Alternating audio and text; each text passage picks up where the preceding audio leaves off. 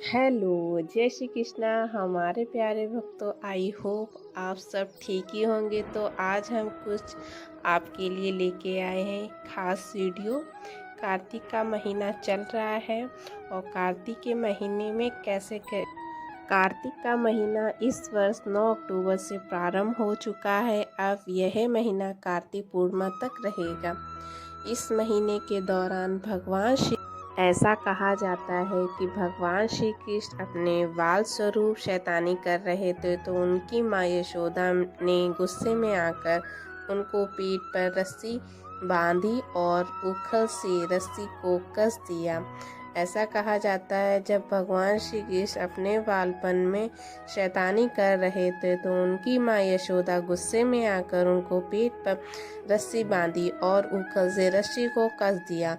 इसलिए कृष्ण को दामोदर नाम से जाना जाता है। कार्तिक के महीने में भगवान श्री कृष्ण की इस लीला के कारण इस माह में उन्हें दामोदर स्वरूप की पूजा की जाती है। उनके घर में यदि श्री कृष्ण का दामोदर स्वरूप नहीं है तो आप घर में विराजमान लड्डू गोपाल की पूजा कर सकते हैं।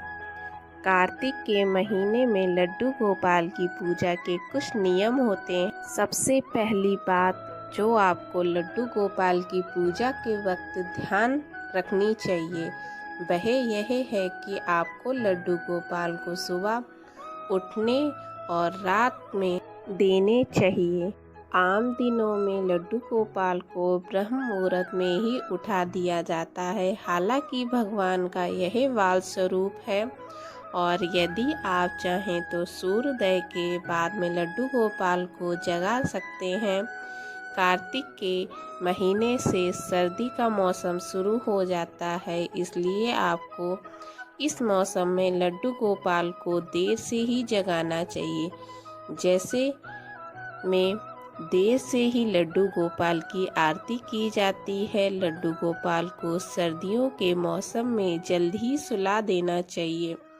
आपको रात की आरती 8 से 9 बजे के बीच कर लेनी चाहिए।